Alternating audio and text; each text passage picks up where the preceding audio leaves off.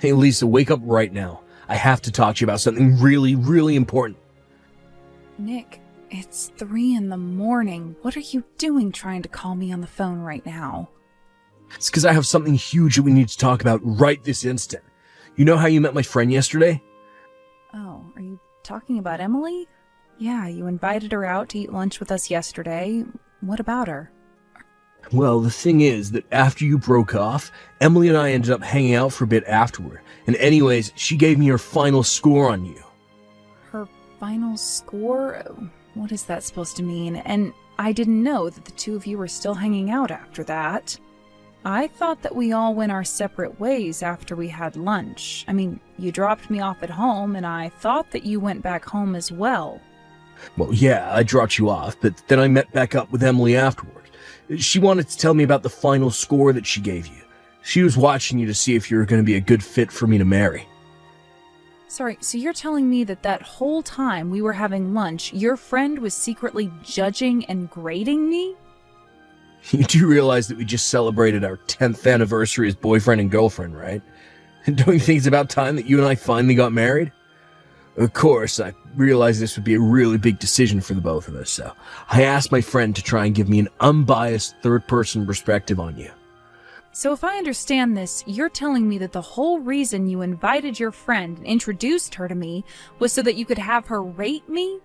Then again, I did think it was really weird that you were even introducing me to one of your friends in the first place, since I haven't really met any. But Emily is a really, really good friend of mine, and we've known each other since we were in elementary school. So that's why I wanted her to administer the final test to you. Well, okay, I guess that sort of makes sense. How did I do then? Did I pass in Emily's eyes? No, Lisa. I'm afraid you didn't pass at all, actually. And that's why I think that you and I should break up. Wait, what? You're telling me that Emily told you that you and I shouldn't get married? That's right. She was very honest about her opinion, and she said that you just wouldn't be a good fit for me. She told me that I would be better off looking for a better woman than you. So, I'm sorry, but that's why you and I have to break up now. I realize now how much better I could be doing. But, hold on. You mean that you're really going to break up with me because a friend told you to? We've been together for a whole decade. You can't just subject me to some test I don't even know about and decide to end it all because I didn't pass it. No, this isn't just some arbitrary thing I was putting you through. Surely you can understand how well a friend I've known as long as Emily would serve as a judge of character for me and anyone I was dating. I trust her to know who would and wouldn't be a good fit for me, so I take her advice very seriously.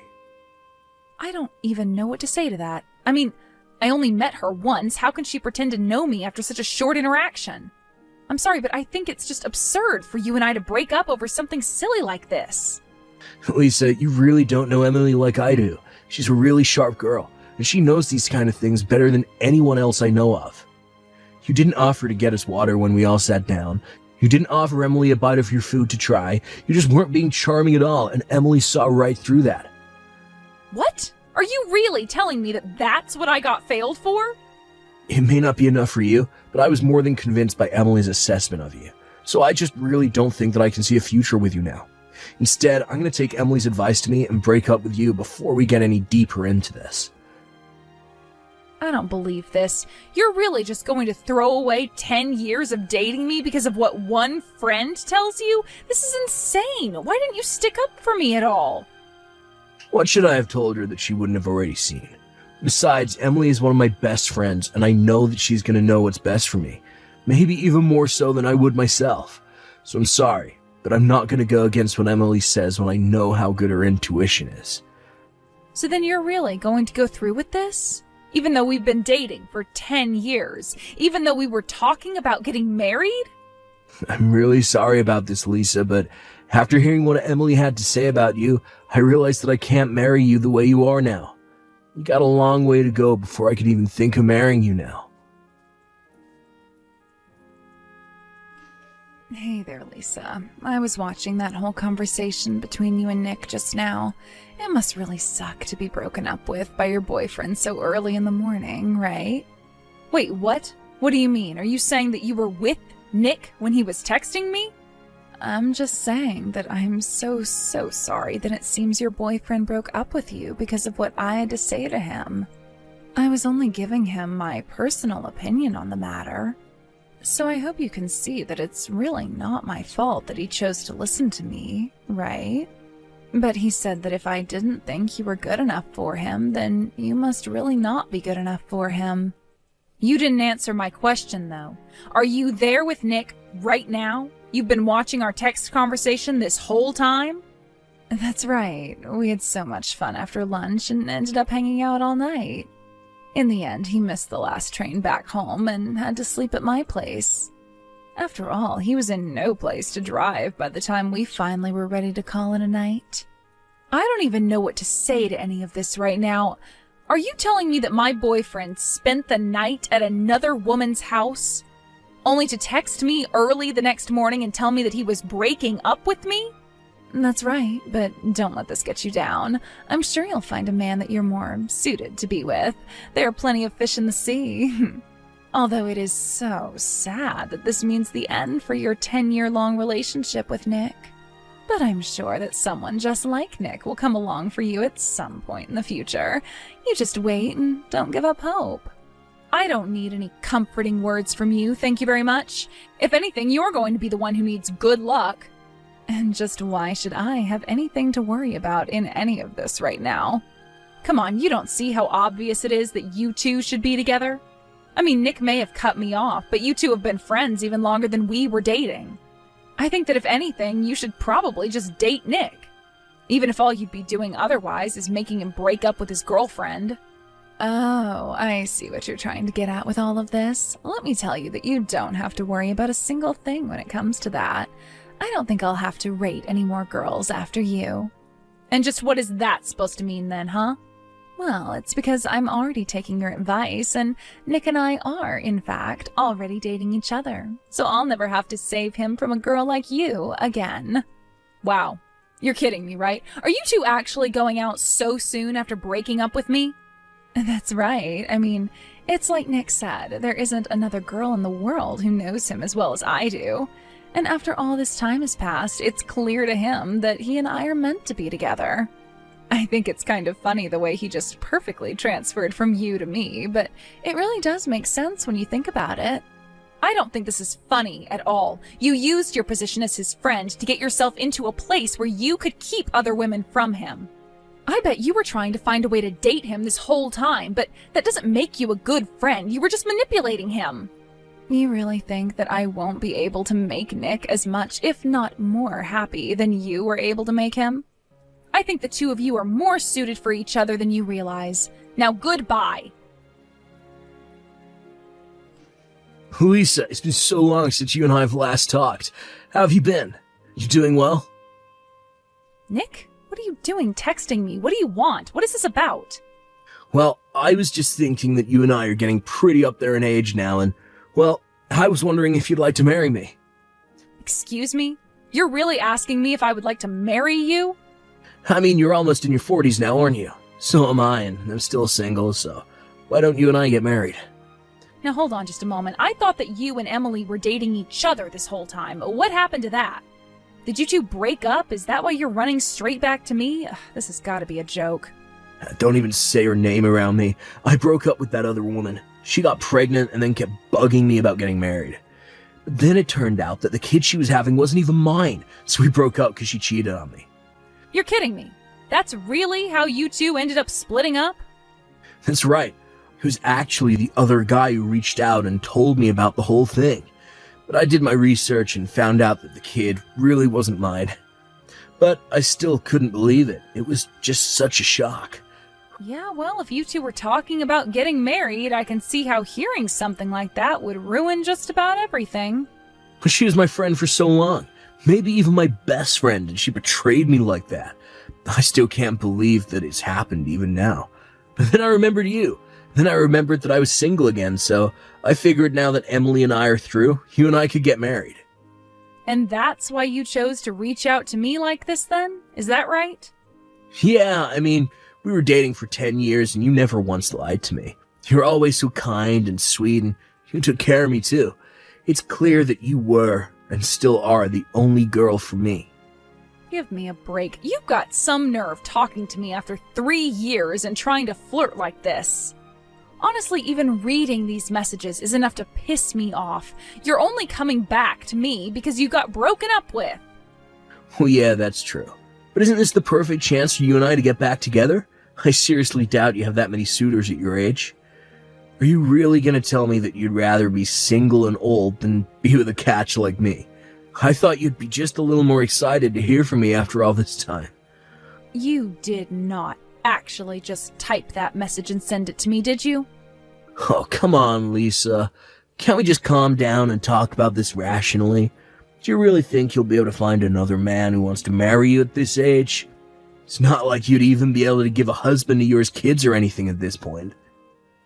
Oh, I'm sure you are doing all of this because of how concerned you are about my prospects. Just saying that I'm here as a choice for you, and I think a very good one at that. Don't you remember how good it was when we were together? We can have that again. We can still even have kids if we hurry. Let's just think of the past 3 years as a short break. It's nothing compared to the decade that we spent together. I will have you know that I already have a husband and children. Thank you very much. Wait, what? What do you mean by that? I mean that I want you to stop all of this nonsense right now. Did you really think there was even a chance that you and I would end up together? You're acting as if I'm delusional when you're the one hitting up old flames because you're so desperate at your age. But good luck finding someone who'll marry you and have kids with you now. Wait, hold on a second. What do you mean that you're married and have kids? I mean, I thought that you were single. How do you have a family?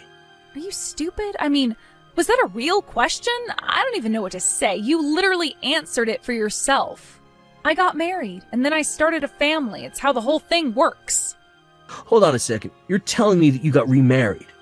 You actually managed to find a man willing to marry a woman like you. But how could you do that without asking me first? Why in the world would I need your permission to marry someone after we broke up? Besides, I started dating my husband a year after you left me. We got married a year later, and then we had our first child not long after. This can't be happening. You were supposed to be mine. All mine. But then you go and get married and have a child with some other man. Nick, seriously, what are you even talking about? You and I broke up 3 years ago. You have no say at all with what I can and can't do in my life. But look, I know that Emily said that you and I weren't meant to be together, but I never actually wanted to break up with you. Besides, what's the deal with you moving on and getting married and having kids so quickly after we broke up? Don't you think you moved on way too fast after a 10-year relationship? Who do you think you are telling me that? You were the one who slept with your best friend and texted me that we were breaking up the next day. But you can't compare the two. They're completely different. Whatever, I really don't have time for this nonsense. Have a nice life, Nick. Wait, no, you can't just go. Please. Well, Emily betrayed me, and now you're the only person that I can turn to. What am I supposed to do? I don't know. Why don't you go and make up with your so-called best friend and leave me alone, huh? I have to take care of my baby.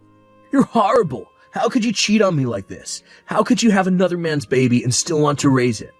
Maybe because it's the child of me and my husband, and as her mother, that's what I'm supposed to do.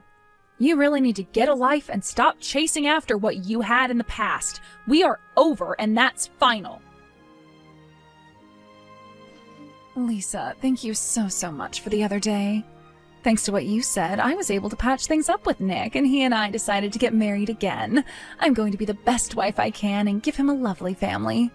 Wow, so you two really talked things over and decided to get back together? That's right. He said that you really put his feet to the fire and made him think about a lot of things.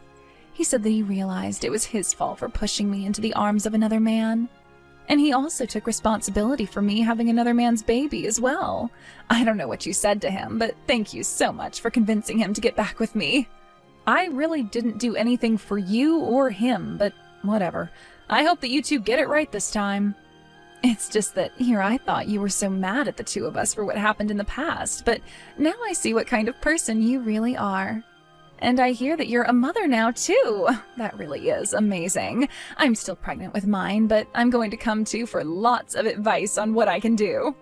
And if you want to give me a bunch of old baby things that you have, like toys and clothes, that would really be great. Hold on a second. Let me make something clear for you, Emily. I do hate you and Nick very much. I don't want to be friends, and I didn't talk to Nick with the intention of saving your marriage. So I'm not going to give you advice or free anything. Do you understand? Lisa, come on. What way is that to act towards another young mother? Don't you see we have so much in common now? Maybe we could do a double date one day, and you could introduce us to your husband, and then our families can be good friends. I mean, I'd just love to meet whatever loser actually decided to marry you. Ah, that's what I was waiting for. You should know that my husband is actually a supervisor at your company. I take it you know a Mr. Brown, right? Hold on a second. You're telling me that you're married to Corey Brown? That's right. And he's always complaining to me about being harassed by the woman at his workplace. I asked him a bit about it once, and he mentioned your name. Sometimes the world really is too small, but anyways, you should know you're already on thin ice with him. You're kidding me, but I hardly even do anything. It's not my fault I have such strong, womanly charms. By the way, I assume you've hidden all this from Nick, but I've heard from Corey, who heard through the office grapevine, that your baby's dad is a married man from your office. Corey normally wouldn't care at all about that kind of thing happening in the office since he doesn't like drama, but he couldn't abide it after he caught you two intimately using some office space. You mean that your husband actually saw us doing it at work? That's right. So I guess if you really want to have that double date, we could, but just know that my husband is pretty weak when it comes to drinking and loves to gossip after a couple pints. What? No, forget it. You two keep far away from the two of us, and whatever you do, don't tell Nick about this. Here I thought I was going to marry Emily, and now I'm being sued instead. Where did my life go wrong? Not that I care about your question, but what do you mean you're being sued? I finally figured out who the father of Emily's baby is. It's a married man she works with. I found out because the guy's wife showed up at our house and said she was going to be suing Emily for the affair. But Emily doesn't have any money, so she's asking me to pay all $30,000 that this guy's wife is demanding from us. Well, you did agree to close your eyes to the fact of Emily's affair and pregnancy, so I suppose you'll have to pay for this. But I didn't do anything. I'm the victim here. Besides, I didn't know she was sleeping with married guys. He should be paying us child support. But he said that since Emily never told him about it, that he won't have to. You know, I feel the worst for this poor kid Emily's going to have. Well, you should feel bad for me. But please, look, you have to get back together with me. Trying to fix things with Emily was a huge mistake. This has got to be a joke. You did not reach out to me to try and get back together. I don't know why I expected anything different from you. You all got yourselves into this mess, and I refuse to be dragged down to your level. Now, for the last time, leave me alone. After that, I hear that Nick and Emily stayed together and even went through with the marriage and had Emily's child. I also heard that they tried to hide the baby from their parents who were begging for a grandchild. Meanwhile, Nick had to pay for Emily's lawsuit and lost $30,000 for it. They couldn't keep the child a secret forever, and before long, Nick had to beg to his parents for help taking care of it. In the end, Emily and Nick had to move in with his parents in order to get the help they were asking for. I haven't heard a word about or from either of them since then.